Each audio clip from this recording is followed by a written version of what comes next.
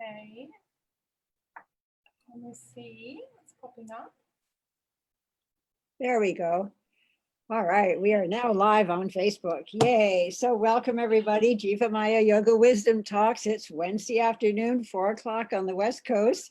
And today we are continuing with our discussion for this whole month on spiritual healing practices. And today we welcome back Jutta Hecht. Thank you so much. Jutta is an Ayurvedic practitioner in Encinitas, California. Probably one of the most beautiful Ayurvedic therapies that you could possibly receive ever. And so it's really an honor to have Jutta back with us as we discuss the sense of taste. So welcome, Jutta. Thank you so much for your time. I so appreciate it. And in Ayurveda, there's this beautiful word called rasa, R-A-S-A. And it means a whole host of things, but above and beyond everything, it means taste. So I'm going to ask that to be the very first question, to really maybe address this beautiful Sanskrit word of rasa and what it means and how it applies to what we're talking about. Okay, I'm so glad you're mentioning this. We're on the same wavelength here, because that's actually how I wanted to start that subject. Because rasa to me is, my goodness, is such a gorgeous Sanskrit word, and we use it quite a bit in Ayurveda. And rasa can have actually different meanings. It can be juice or juiciness. It can be essence, which is pretty amazing, pretty deep, and also taste. Yeah. And when we really look at it, it's all about the taste of life. And so often we think the taste of our food.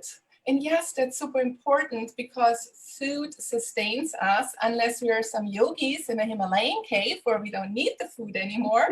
But for us here, food sustains us and nourishes us. So it needs to be tasty.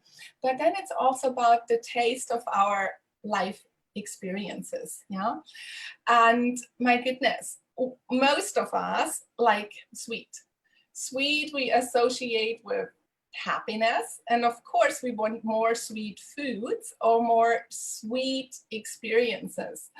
And then when it comes to bitter, not so much, right? So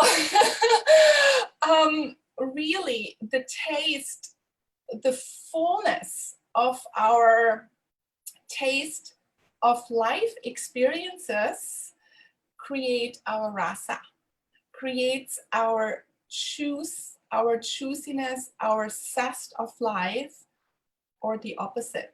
So it's not only food, and yet food is so important, but I also see this in my daily practice in seeing people, especially here in Southern California. I mean, most of them eat organic and sort of clean, or what we think is clean, yet there are certain issues. So food is important, but there is way more to it, right? It's really this wholeness, all the flavors of life. And how do I digest it? And what essence do I actually distill from it? So I think that's what it's all about. That's lovely. And I know that people often say sweet is our very first taste from our mother's milk. So it's that taste which we go to maybe when we want a hug, we reach for that piece of sweet, whatever it might be. It could be juicy fruit, or it could be, God forbid, piece of chocolate. Or God, yes, piece of chocolate. So I think Ayurveda teaches us about taste from the perspective of something called the 6 tastes. And I'm wondering if you want to maybe go through those a little bit, because it's so interesting to learn how each taste really affects us, not just emotionally, but even from the point of view of mentally, our thoughts, our digestion, our energy, everything. Absolutely, because I'm guessing that some people here don't fully know what Vata, Pitta, Kapha is or how the tastes connect. So I will briefly go through it to just give the broader picture. And I want to start with a quote. It's from Michael Pollan, and he's an activist and an author. And he has this really great quote, which I love. Eat food, not too much, mostly plants. It's so simple and I love it. And then Ayurveda takes it notches deeper. Yeah, so let's look at this. And because it's a bit of information for people who not aware of Ayurveda, so I actually prepared a few slides. So it's easier to hear and see. So let's see. Our visual learners will be very happy. Sharing board. Okay. Can you see it? It says Beautiful. I'm Yes. screen sharing. Let's make it bigger. How is that? Beautiful. Okay, then let me move this up here. Voila. So in Ayurveda, Ayurveda says everything in the whole universe, the whole cosmos is made out of the 5 elements and consciousness. I mean, that's totally in a nutshell.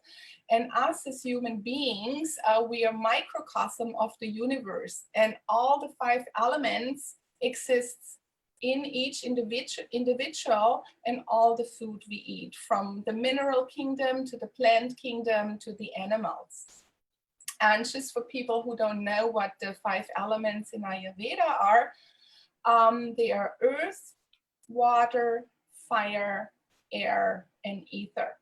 And they are truly the building block of all material existence. Yeah. So let's see if I know how to move that slide here. It should move. It's not moving. Okay. I have to move it manually. Okay. So most of you probably have heard about the 3 doshas, Vata, Pitta, and Kapha. For those who haven't, this is a very simplified view. When we talk about a Vata Dosha, it means we have predominant the 2 elements of air and ether, yeah, which are, it's the energy of movement. All the other 3 elements are present, but air and ether are predominant. So a Vata person is in general very mobile, quick, spontaneous, joyous, happy, enthusiastic. And when imbalanced, they can get a little bit nervous, and anxiety, fear, and insomnia, and they become very dry. Yeah, so that's Avata Dosha. I wish. Oh, here we go. Then when we talk about a Pitta Dosha, the 2 main elements present here is fire and water. And that's the energy of transformation or digestion and metabolism. So when we look at the Pitta person, there's definitely way more heat going on than with Vata. And in general, they're very bright people, highly intelligent, sharp. There are natural leaders. When they get imbalanced because of the excessive fire, they can become more critical, hot-tempered. Yeah, a little bit more inflamed. So that's Pitta. And the next dosha is Kapha. And the main 2 elements in a Kapha dosha, it's earth and water. And it gives the energy of lubrication and also structure. And it's cooling. So you can see completely different energy than a Vata dosha, a Pitta dosha, or a Kapha dosha. So Kapha people are in general more stable in the body. They have a steady mind, loyal, content, compassionate, usually a strong immunity. So if they're imbalanced, they can get a little bit tired in a heavy way, that they're not motivated, and congestive issues like a lot of phlegm and mucus. Yeah, so that ties in the elements with our unique personalities, the doshas. So how does now the six tastes come into play with the elements?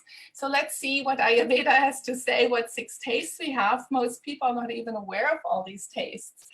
So the first building block of life, as you said, the mother milk, is sweet. We all are familiar with sweet. So the taste of sweet decreases Vata, decreases Pitta, and increases Kapha. Yeah. Then the second taste is sour. It decreases Vata, it increases Pitta, it increases Kapha. And we will look into that a little bit closer why. Then we have the taste of salty, decreases Vata, increases Pitta, increases Kapha. We have bitter, Vata goes up, decreases Pitta, decreases Kapha.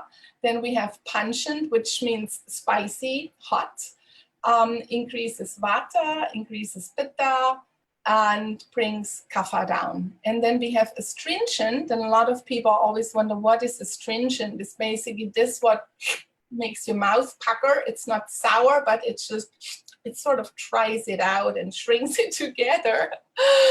And so Vata gets imbalanced, it pacifies Pitta, it pacifies Kapha. And then there is one more taste, which of course it's not in the textbooks, but we need to mention that and we need to be aware. It's the artificial taste. And that artificial taste is toxic. Why? And it creates ama. So what is ama? Ama is not necessarily toxins. Ama means undigested substances, but here in the West we often say toxins. So it's that what the body doesn't recognize and cannot digest or absorb or eliminate. Yeah. And really digestion starts in the mouth, in the tongue. So whatever we bring into our mouth, the tongue sends a signal to the brain, sweet is coming, or salty is coming, or bitter is coming, or hopefully all the six tastes are coming, hopefully all natural. And then the brain goes, okay, we need these and these digestive enzymes, sends the juices, and then the juices get the essence out of our food, which gets then circulated in the body. So when there is an artificial taste, which tastes maybe sweet, but is not sweet, or it tastes bitter or sour, the brain doesn't really recognize what that is and stores it somewhere in the body. So hopefully my system is strong enough and I can actually digest it and let go of it. Yeah. So these are the six tastes. Any questions here, or shall I go into what the tastes actually are? Oh, this is amazing. This is amazing. It's a lot of information, but it's beautiful. Yeah, you know what? And that's why I was preparing the slides, because otherwise I thought, oh my gosh, people's brain is probably going, what? What are you talking about? Yeah, it's so interesting, and it makes perfect sense that somebody who has that element of earth and water would be would find that the sweet taste actually increased that. Exactly. You know, when you really sit and look at this, it's perfect sense. It's common sense. It's lovely. Okay. Okay. On to the next. Yay. So let's look. The taste of sweet. Again, all the elements are present, but it's mainly water and earth. Yeah.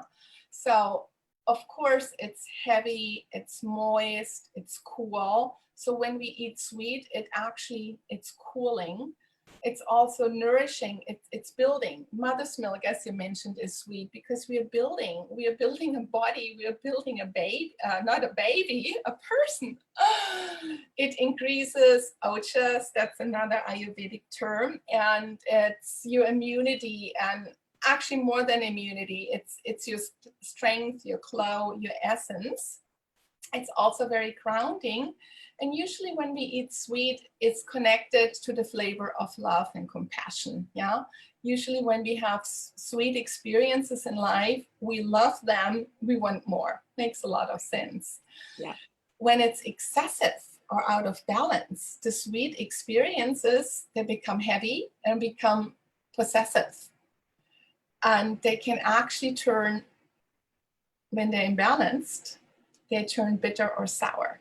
Yeah, and we all have been there, because I don't think so anything stays sweet forever. Right. So people usually, they ask me, well, what is sweet food? They always just think it's sugar. Yeah, it's my chocolate. Like, oh no, not the chocolate. But actually a sweet taste is good for us, and it goes way beyond sugar. So carbohydrates, most carbohydrates, so whole grains are sweet. They're actually really, really good for us. Most starchy root vegetables, of course, sweet potatoes, milk is sweet, butter is sweet, ghee is sweet, of course, dates, melons, figs, sweet berries, almonds, cashews, carrots, beets, red lentils are sweet, also astringent. Coconut, fennel, licorice, honey, sugar. Yeah. So we actually have a big variety what is sweet. So then let's look into the next taste, which is sour. A lot of people are familiar with sour. So the main two elements here are earth and fire. So the qualities, it's moist, light, hot, heating. So something is heating, it actually stimulates our appetite. It usually increases the saliva in the mouth. If we eat too much of sour, then, or we have too many sour experiences, then we feel like, oh my gosh, life is just sour grapes, right? It doesn't feel too great either. And sour also has the taste of jealousy and envy. Yeah. So sour brings vata, pacifies vata because it's warming, it's moist. It aggravates pitta because, yeah, it's more than warming, it's heating. And because of moist and holding in the water, it aggravates the kapha. So what is sour? I mean, we know all citrus fruits, that's easy. All fermented foods, including kombucha, which so many people drink, yogurt, sour cream, pickles, all the sourdough breads, vinegar, and alcohol. Alcohol is also sour. So sometimes when we eat or think a lot of kombucha, a lot of fermented is great just because of our gut health, I'm not so certain. Yeah.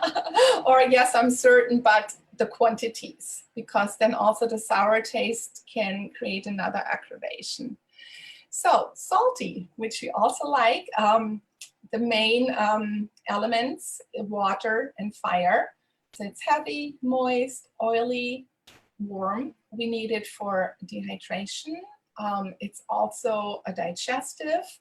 And water, also, not water, salt gives us zest for life. Yeah. In excess, it causes water retention, high blood pressure, hyperacidity, and it also makes us, it brings out the quality of jealousy and being envious. So salty pacifies vata, aggravates pitta, and also aggravates kapha. And salty foods is pretty easy. It's all the salts, celeries, cucumbers, seaweeds, tamari sauce, soy sauce, and seawater fish or saltwater fish. I think you call them in English. Actually, you call them saltwater, not sea. These first three tastes, the sweet, the sour, the salty, these would be in a sense the most important of the 6 tastes, right? Because they're the most nourishing, maybe the most unctuous. So we should always be sure that these are included in our diet. Oh my goodness, absolutely. And you know what? They are in our diet because everything gets marketed sweet, sour, salty, because who wants astringent and bitter? Yeah. So they need to have a really big component in our life because, as you just said, they're nourishing and building. But we need to see the quantities and how much. Right. And when and what's the season, and not just block out bitter and astringent, because to really embrace the wholeness of life, all the flavor and get the essence. Personally, I really think we also need to learning how to digest also bitter on a food level and also bitter in life. Right. And also astringent, yeah. So if we can't digest them food-wise and on an emotional level, we are creating a total imbalance. So we are pushing what we don't like away, and what we like, we want more. Yeah, but yes, absolutely. Sweet, sour, salty are very, very important tastes, very important. And it's also very important that we need all. Yeah. Beautiful. So pungent. So pungent means spicy or hot. The main elements, it's fire and air. So when we have fire and air, it's hot. Whatever is hot is drying, it's light. So pungent is heating. It's actually very important taste because it clears accumulation in the body. It clears when something is stagnant or too wet, too phlegmy. It makes us sweat, which is really great because we are letting go of toxins through the skin. If we have too much pungent, it creates inflammation. Inflammation in the body, inflammation in the mind. We become these hot, heated emotions and dryness. So foods, of course, we all know it's cayenne, the chili peppers, but ginger is pungent, peppers, radishes, mustard seeds, and black pepper. Beautiful. And then bitter, which is really not such a part in most people's diet. It's mainly the element of air and ether.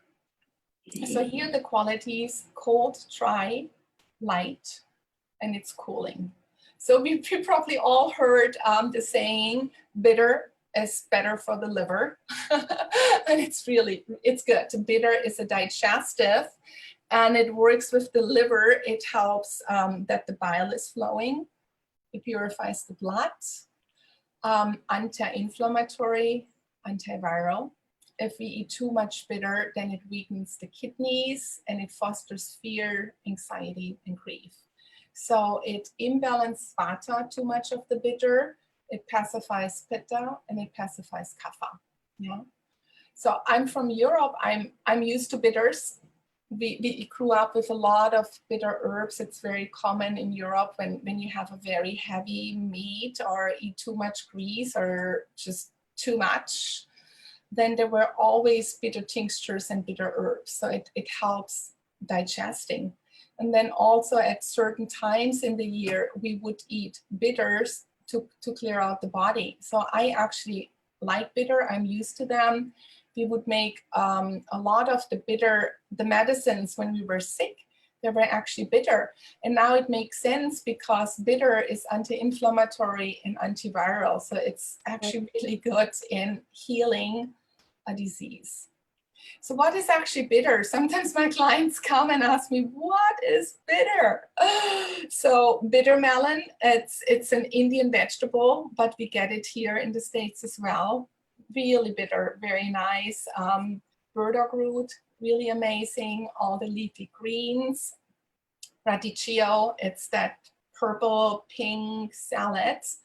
Endive, dandelion, arugula, cumin seeds, turmeric, coffee. Sometimes I wonder if we are such a coffee culture because we are missing maybe the bitter in our food and then substitute with coffee. Golden seal, it's a very bitter herb, and fenugreek. So, and then we have astringent. And the main elements is earth and air. It's cool, dry, heavy, and in general cooling. And it's actually a wonderful taste because it's important. It stops internal and external bleeding, and it's very good for wound healing. Yeah, it dries out excessive fluids in the body, but it's also heavy and it can reduce the digestive fire. Yeah, or it can, for some people, like for Vata people, it becomes too drying. And if we eat too much astringent, then when it's drying, we lose our juiciness, our juice for life. Yeah, it can aggravate fear. So too much astringent would aggravate a Vata, but pacify a Pitta and pacify a Kapha. So, and astringent foods are in general all legumes, millet, apples, unless you have sweet apples, pomegranate, cranberries, herb-wise rosemary, nutmeg, parsley. Unripe bananas are super astringent. And in general, all unripe food is actually, people think it's more on the sour side, and it can be, but it's often also astringent. And then the tannins in black and green tea. So when we let them steep for too long, it brings actually out too much of the astringent flavor, which might be great if we need to try out. Wow. So, any questions so Yeah, far? we're getting close to 4:30. So what My goodness. Oh. I know, right? Amazing. The time just so flies. So Okay. for those that are listening, maybe what would be fun is to when you're eating, really be very aware of these tastes, right? So that we can really start to become aware of the food that we're actually putting into our body, right? My goodness. You know what? That's so important. As I mentioned at the beginning, the digestion starts on the tongue. So when I eat in a hurry, or while I'm driving my car, or in front of the TV, or in front of emails, checking my phone, checking another screen over there, quickly eating, I am not aware. And we don't digest it very well. Yeah. And so then food doesn't nourish us, and we don't extract necessarily the essence. And that's when we very often end up with digestive issues and with toxins in the body, because life is so fast paced. And then for that, what nourishes us, we don't really take the time. Or we eat foods. I mean, now you heard a little bit about how foods are heating or cooling and how they aggravate our doshas. And then we have the seasons, which have the qualities of the different doshas. So sometimes we eat the wrong foods in the different seasons. But a big one is not eating with awareness. Yeah, one of my early teachers 30 years ago in India, they always said to me, Jutta, food is pranayama. And we forget, as when we do yoga practices, we want to do all these complicated pranayamas, and we forget that the very basic, our intake of food, is pranayama, where we actually expanding the prana, the life force in our body. Yeah, so really eating with awareness, it's such key. And sometimes it's really hard to sit throughout awareness throughout the full meal, especially meals are often also shared in social settings.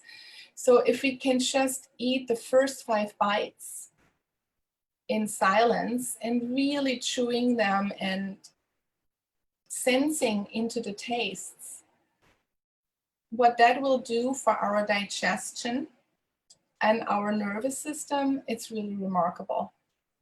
And then ideally organic, because we all know, we all have tasted organic versus non-organic food, right?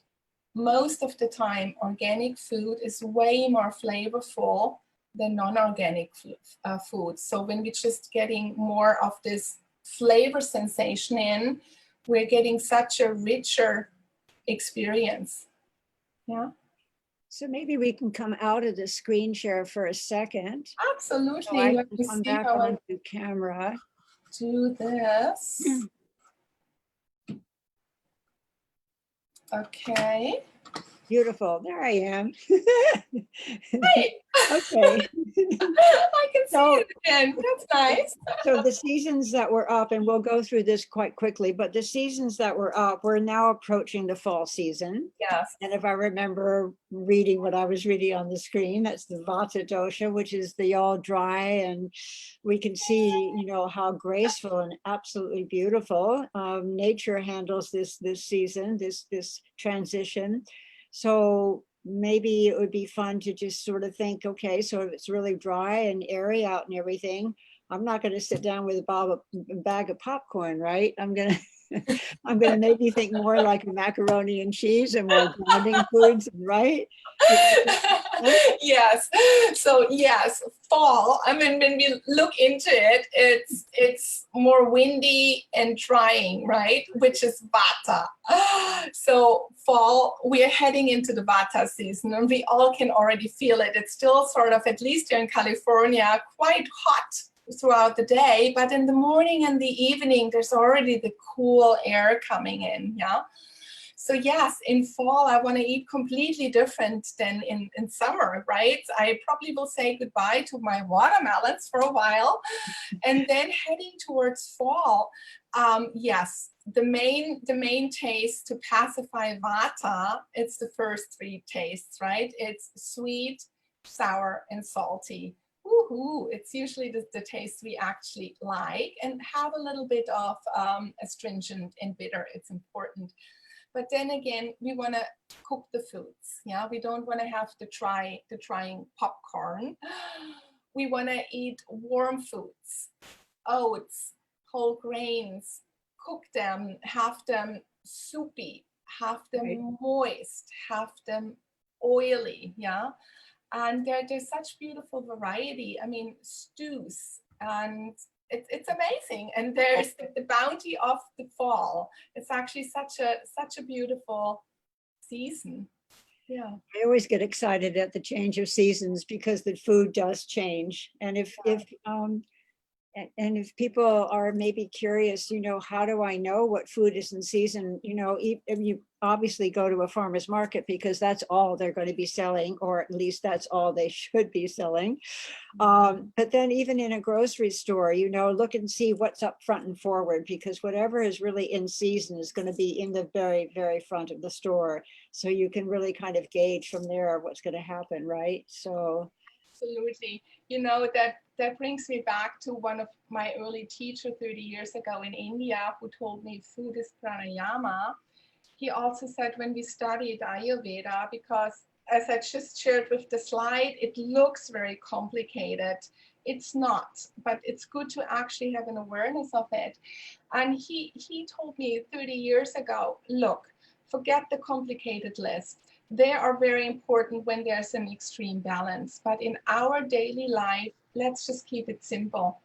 Eat as natural as possible, eat in the seasons. Because usually nature grows what is important for the seasons. So yay for farmers markets, and yay right, for amazing stores who actually carry local foods. right. So it's actually really, it's really good to check, you know, what is in season. And if I'm craving something out of season, if I have it occasionally, I mean, why not, right? But ideally, we want to eat what's natural, what's in season, and actually what grows in my area. So in 2 minutes or less, Okay, we can can you do address it. can you address the subject of cravings? Because I think especially now, with the time period that we're living in, emotional eating and cravings are very sort of very difficult to discern. Is my body really craving this, or are my emotions craving this? And maybe we can just talk about that for like 2 seconds. I love it, because that's actually so important, right? Because with cravings, sometimes people come to me and say, oh, my intuition is telling me, right? I need to eat more chocolate because it's bitter. And so here we need to be really, really, really careful. between intuition and cravings balanced and cravings imbalanced. And it's really actually sort of easy to feel into this if we take the time to sense into it. So for example, when we come back from a beautiful forest walk or a beautiful yoga class or meditation, and I have certain cravings, I'm pretty clear, hopefully. And then these cravings, they can be, most of the time, they will be really nourishing and what my body needs. When I come home from a very long work day and I'm already agitated in my mind, yeah, so many emotions, so much overwhelm, or especially right now with this whole COVID, this uncertainty, there's a lot of overwhelm. And from this overwhelm, I have cravings. So very often it's another craving just to increase the imbalance. We have a saying in Ayurveda, like increases like, opposites to balance. Yeah. So for example, if I'm already so agitated, fiery, a lot of people crave a little drink, because it takes the edge, but actually it's heating and it's, my goodness, it's sour. So it fosters the agitation more. Or I eat a whole bag of popcorn just because I'm already so vata, so nervous, so anxious, and I just want a snack, then the dryness agitates it even more. So I really would want to counterbalance it with something nourishing, cooked, heavy. Does that make sense? So we really need Beautiful. to distinguish between what is a balanced craving and what is the craving which imbalance me even more. And Right. for that, it's actually just good to take a few deep breaths. And then we know, hopefully. Or another really good trick is when I have these strong cravings, can I just wait for a moment and drink water? Either room temperature water or warm water, and wait for 10 minutes. What happens? Do I still have the cravings? Yeah. Beautiful. Oh, Jutta, thank you so much. So I guess we almost end with the same quote that you began, which is, eat food, not a lot, mostly plants. Right. Right. It's incredible. Is there anything else that you would like to add about taste that just is coming forward in mind? For me, really, it's that rasa, that juice of life, the essence. What essence do I want to distill, And one of my other really good teachers always said to me, we need to be just aware if we really nourish or if I use a substitute. And that's for me is rasa. What do I want to cultivate? What do I want to nourish? What essence do I want to live? Yeah. So it's rasa, and it's that simple quote. It's eat food, not too much, mostly plants. I love it. So it is simple. Well, if you all didn't realize it, you just had an Ayurveda 101 course in 30 minutes. Oh my gosh, it's amazing. Jutta, thank you so much. Just so beautiful. And I will be, when I'm posting, I will put Jutta's website, of course, for you to be able to stay in touch. And if you wish to have some consultations, of course, they're over Zoom at this point, but lifestyle and dietary consultations, or any workshops that might be coming up, everything will be on that website. So I'll definitely give that to you so you can stay in touch with Jutta. Awesome. Thank you, Jutta G. Just Thank tremendous. you so much. It was so much fun, and it went like this. Stay on for a second here. Okay.